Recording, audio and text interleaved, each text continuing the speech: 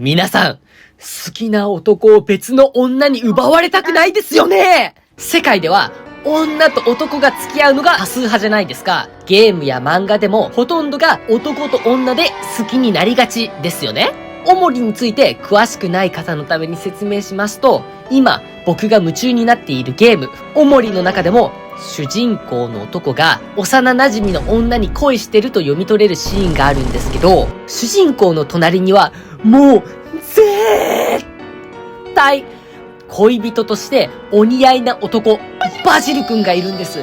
僕はその女ではなくバジル君の方が恋人にふさわしい。それでも男は女に恋愛感情を持ちがちなんですよね。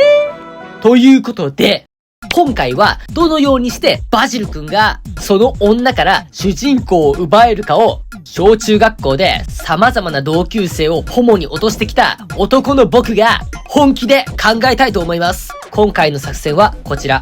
相手のデリケートな話題に少し触れ肯定する。一緒にいる時間を増やす。相手の予定を自分が決める。相手の闇を利用するの4点です。この恋に本気で向き合います。恋は戦争やー。その1、相手のデリケートな話題に少し触れ肯定する。これが初めの一歩でありながら最重要ポイントです。ここで得るべきなのが、自分の暗い部分も共有できる特別な人という相手からの信頼です。ここで信頼を十分に詰めないと、何でも話せる友達として終わってしまいます。そうならないために重要なことは、性的な思考と悩みを肯定することです。性的な思考、エチチな欲と恋愛感情は深く関連していますし、悩みを肯定することは恋人もしくはそれ以上の関係になるにふさわしいと思ってもらい、相手へのライフスタイル、人生の過ごし方に共感し、自分のことを相手に理解してもらえていると安心、信頼を得ることができ、恋人になることで面倒なことにならないかな、この人と一緒にいても気持ち的に気が楽かなという相手の深刻な不安を解決できて、恋人、人生のパートナーとして選ばれる確率が上がります。今回バジル君が恋人関係になりたい男の子、サニー君は具体的には無口、聞き上手、姉がいてバイオリンの練習をしないといけない、感受性強め、悪く言うと落ち込むきっかけが多めの男の子です。ここから相手をどう肯定するかを考えます。まずサニー君は無口で聞き上手。このことから察するに、サニー君は話す言葉次第でトラブルが起こる。だから言葉は選ばないといけないという賢く大人びた価値観を持っているのではと予想できます。聞き上手なのはいいことですが、話す言葉は選ばないという気持ちは時にはその人本人をひどく疲れさせますよね。自分の体調が悪い時もあるのに、友人、姉、もしくは家族から愚痴を聞かされたり、その度に自分もこの気持ちを聞いてもらいたいと思うけど、自分自身が話すのは怖い。そこがチャンスです。バジル君が彼の話を聞いてあげるんです。まずはじめは、いつも僕の話を聞いてもらってばかりだから、サニー君の話も聞きたいなと言いましょう。相手が必ずしも話してくれるわけではないですが、タイミングよく弱っている時には話してもらえるでしょう。その時に相手の努力を肯定しながら、自分はそのおかげで人生が豊かになっているよという自分の立場を下げたりせずに気持ちが伝わる言葉を正直に伝えましょう。そうすれば相手は暗い気持ちを心地よく発散できて、自分も話してて気持ちよかったし、相手も自分に対していい印象を持っているんだなという、お互い悪く思っていない、お互い心地よく感じているという認識を共有できて、それによってただの知り合いの関係から少し特別な関係になれます。その2、一緒にいる時間を増やす。一つ目の内容を踏まえて一緒にいる時間を増やしましょう。例えばあなたが学生で学校で相手がノートを取っていたら、頑張ってる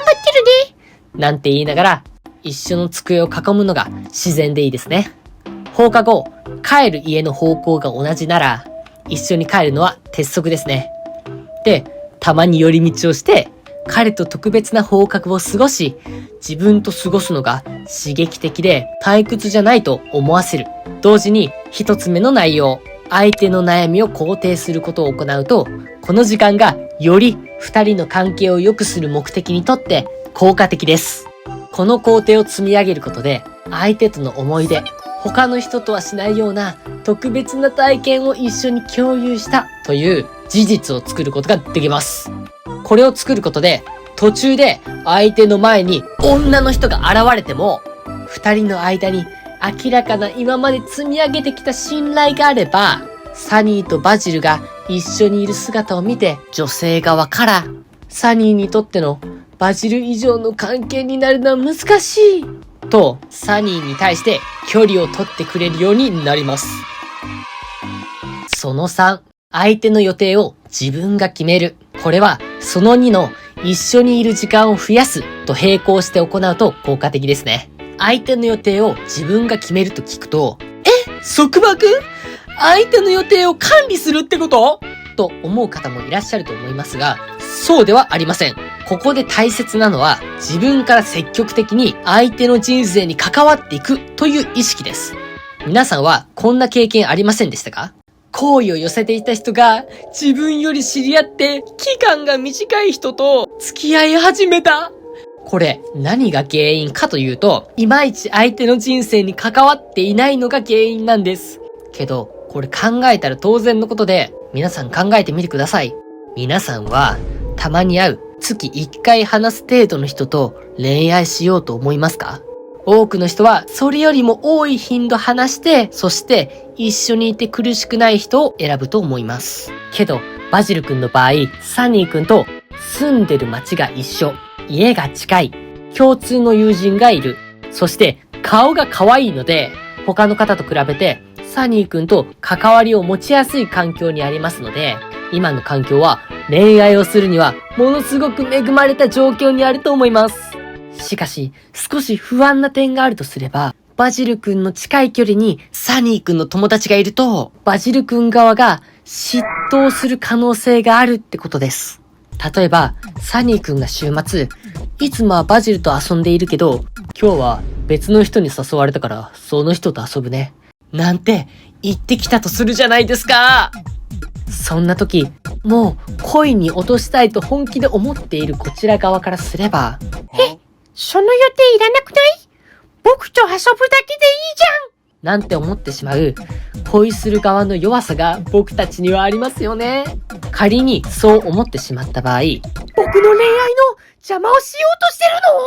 の？と思うのではなく、相手が自分の価値に気づいてくれるイベントと考えるといいですよ。ずっと長い間いるときは気づかなかったけど、何かのきっかけで離れたときにその人の大切さに気づいたなんて話よく聞きますよね。そう気づいてもらうためにも、まあたまにはね、他の人と遊ぶのもいいよねと思えたら少し気が楽になると思いますよ。4、相手の闇を利用する。いやー、お疲れ様でした。これが最後の工程。いや、最後の工程でありながら、ものすごい効果を発揮します。相手の闇を利用する。これだけ聞くと、いまいち理解できないと思うので、詳しく説明しますね。相手の闇。つまり、相手が隠したいトラウマなどを利用する。ということです。サニー君に限らず、隠したい過去、忘れたいことはありますよね。1から3の工程を得て、今までサニー君からの信頼を積んできたバジルなら、サニー君が隠したい過去を一緒に抱えていける関係に成長できてます。それがたとえどんなものであろうと、バジル君はサニー君にこう言ってあげてください。君がやったわけじゃない。後ろに何かがいて、それがやったんでしょ？いい人だから、あんなことはしない。長かったけど、やっ